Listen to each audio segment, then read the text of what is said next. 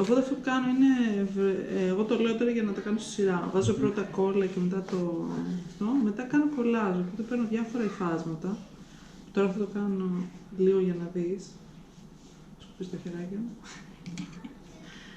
Και μετά είναι όπως είναι τα συννεφάκια. Δεν ξέρω αν είχες μοσαϊκό στο σπίτι σου όταν ήσουν μικρός. Πώς έβλεπες μέσα στο μοσαϊκό διάφορα πράγματα.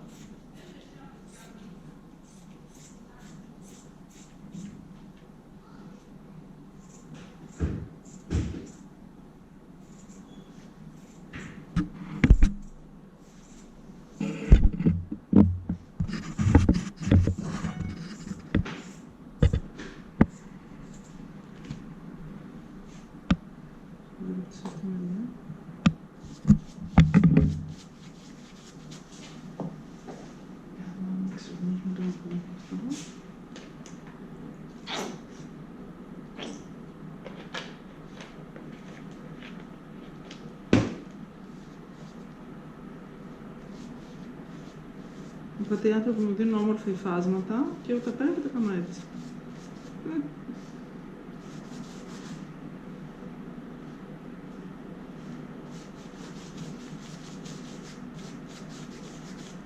Και κολλάτε το ίδιο υφάσμα ή διαφορετικά υφάσματα? Μπορεί να είναι διαφορετικό υφάσμα. Όχι, το ίδιο υφάσματα. Μετά τα κόβω γιατί θέλω να έχουν διαφορές στα σχήματα. Οπότε να μπορείς όταν τα κοιτάς να βλέπεις πράγματα που δεν τα είδες. Ξέρεις, στην αρχή βλέπεις σχήματα. Είναι όπως όταν κοιτάς τα σύννεφα.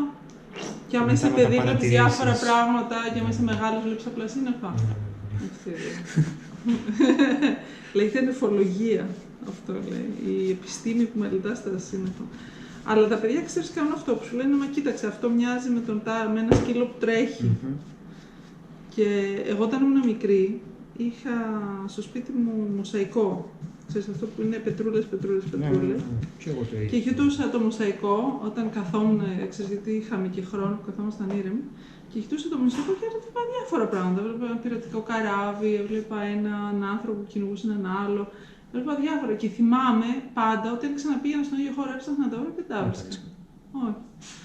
Και προσπαθώ να κάνω αυτό. Οπότε να κάνω από τη μία κολλάζ μέσα στα σχήματα, στα περισσότερα. Και μετά τα βάζω σε ένα χώρο, στον οποίο αυτό το χώρο οι άνθρωποι μπορούν να παίξουν με αυτά. Κατάλαβες, όπως είναι τα έξω. Και να βρουν πράγματα, δηλαδή να τα αλλάξουν έτσι ώστε αυτό που βλέπουν να το δείξουν. Και μετά να βλέπουν κάτι άλλο. Ναι. Και μετά να συζητήσουν για τους άλλους που είναι, ξέρεις, εκεί. Εσύ το βλέπεις αυτό. Κατάλαβες. Έχει και αυτό. Τώρα θα φέρουμε να βγάλουμε κόλλα γι' αυτό, δεν νομίζω. Δεν νομίζω να φτάσει.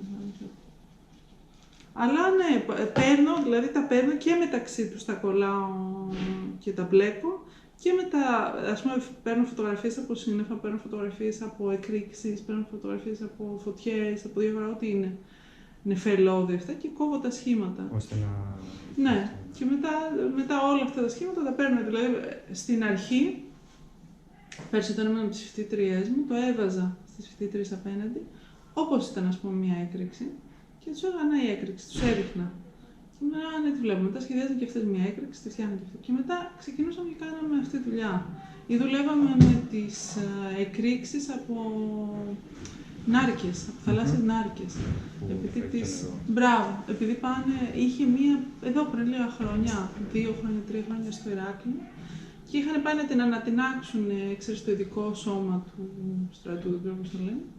Και κάθε άλλο και το έβλεπε, ξέρεις, και έχει κολλήσει βαλτική. Και φέτος κάνανε μία στον Καρτερό. Στον Καρτερό, είδες. Αυτό με ενδιέφερε. Και με ενδιέφερε το πόσο, ξέρεις, όταν τις βλέπεις φωτογραφίες, από τη μία είναι κάτι το οποίο είναι εκεί πέρα στη θάλασσα τώρα, δεν ξέρω, 80 χρόνια σχεδόν, έτσι. Μέσα στη θάλασσα και πάνε και τις βρίσκουν σιγά σιγά και αυτό είναι εκεί. Δηλαδή η νάρκη είναι ακόμα ενεργή.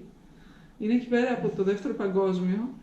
Απλά κάθεται και περιμένει. Και μου αρέσει αυτή η ιδέα, ξέρεις, το κάτι το οποίο ξαφνικά μπορεί να συμβεί και να δημιουργήσει κάτι τόσο τεράστιο.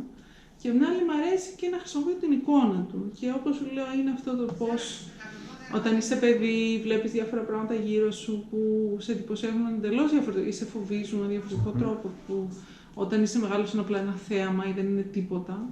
Και το χρησιμοποιώ αυτό στη δουλειά. Και έτσι δούλευα και με τις φοιτήτριες. Δηλαδή, αυτή είναι μια δουλειά που κάνω φέτος, το 2019, όλο το χρόνο. Ξεκίνησα με κάτι φοιτήτριές μου στην Αμερική, μετά με παιδάκια στην Αμερική, μετά πάλι με φοιτητές, τώρα πάλι με παιδάκια. Και η ιδέα είναι να δω πώς όλοι αυτοί οι άνθρωποι το βλέπουν και πώς μεταλλάσσεται αυτό το έργο μέσα στη χρονιά.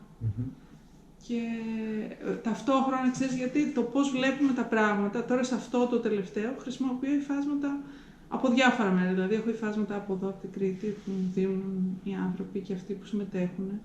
Είχα υφάσματα από, ξέρεις, την πολιτιστική κληρονομιά των ανθρώπων που συμμετέχουν. Γιατί είναι και το ότι το πώς βλέπεις εσύ, εγώ τα πράγματα, αυτό με τα μοσαϊκά, στο λέω και καταλαβαίνεις αμέσως τι λέω. Ένας άνθρωπος μεγάλος σε ένα σπίτι που είχε ξύλα στο πάτωμα, το είδε κάπου αλλού αυτό. Το είδε όμως, γιατί αυτό το κάνουμε. Αλλά πού το είδε, μπορεί να το δει στα σινέμα, μπορεί να το δει και αλλού. Ξέρεις, τα σχήματα που βλέπουμε στο σκοτάδι, υπάρχουν πολλά. Και έτσι χρησιμοποιώ και τις διάφορες. Σε αυτό το project έχει από διάφορα μέρη υφάσματα. Επειδή εγώ δούλευα είχα κάνει workshops, δεν δούλευα για χρόνια, αλλά είχα κάνει workshops σε εμπόλεμες χώρες. Είχα χρησιμοποιήσει πολλά υφάσματα από τέτοιες χώρες στην Αφρική. Και πολλά από αυτά που είναι έξω είναι τέτοια. Ναι, γιατί πολλές χώρες τώρα έχουν και άλλα μοτίβα πάνω στα υφάσματα. Ναι. Δηλαδή αυτό είναι εδώ από την Κρήτη. Αυτό είναι το κιμονό ενός φίλου μας που είναι Ιαπωνέζος. Και αυτό είναι μια πετσέτα. Αυτό είναι από την Αφρική. Βλέπεις, έχουμε διάφορα ρώσικα. Έχουμε διάφορα ενδιαφέροντα και αυτό είναι πολύ ενδιαφέρον. Γιατί εγώ κάνουμε και τέχνη στον δρόμο με τον συνάδελφό μου και αυτό είναι με σπρέι. Είναι σπρέι για γραφίτι. Δεν είναι πολύ πράγμα. Γιατί ξέρεις, και τα υφάσματα, αυτά τα αφρικάνικα υφάσματα, που εμείς τα θεωρούμε αφρικάνικα υφάσματα, τα φτιάξανε οι Ολλανδοί. Και οι Ολλανδοί τα φτιάξανε χρησιμοποιώντας, κάνοντας τέλος πάντων φτηνά αντίτυπα από τα Ινδονησιακά μπατίκ. Και μετά τα φτιάξανε για να τα προωθήσουν στην Ινδονησία, εκεί πέρα που πηγαίνανε τέλος πάντων. Και οι Ινδονησιακοί λέγανε ότι αυτά είναι φθηνές κόπιες των δικών μας καλών υφασμάτων, δεν τα θέλουμε. Και επειδή τα είχαν κάνει πάρα πολύ φανταχτερά, άρεσαν πάρα πολλοί ανθρώπους στην Αφρική. Που οι γυναίκες τα φοράνε και τέλεια. Δηλαδή, βλέπεις τη γυναίκα και είναι ντυμένη από πάνω μέχρι κάτω σαν άγαλμα, ξέρεις. Με το καπέλο, δεν ξέρω να το λένε καπέλο, με το headband, με όλο το αυτό, με κάτι ας πούμε σαν αυτό. Και όταν ήμουν στην Αφρική ήμουν, wow, ξέρεις, θα τα μαζέψω τα υφάσματα και κάποια μέρα θα το κάνω κάτι. Και μετά δούλεψα και με ένα project που είχε ιαπωνικά στοιχεία, οπότε μάθαψα πολλά ιαπωνικά. Και μετά ζητούσα και από όλους τους ανθρώπους που συμμετέχαν να μου φέρουν υφάσματα από τις χώρες τους. Έτσι προχώρησα. Αυτό. Ενδιαφέρον πολύ. Μάλιστα. Αλλά μερικά σκανδιναβικά, αυτό είναι σκανδιναβικός. Μερικά σκανδιναβικά, γιατί από φίλες, ξέρεις, και τέτοια που ερχόντουσαν, μου φέρνουν και αυτές τις φάσματα. Και τώρα όλες μου οι φίλες ξέρουν ότι κάνω τέτοια, οπότε όλοι οι φίλοι μου λένε «Α, είδα αυτό που θα σ' αρέσει». Μια φορά έκανα project με μπιντόνια τα μπιντόνια από λάδι που χρησιμοποιούν στα εστιατόρια.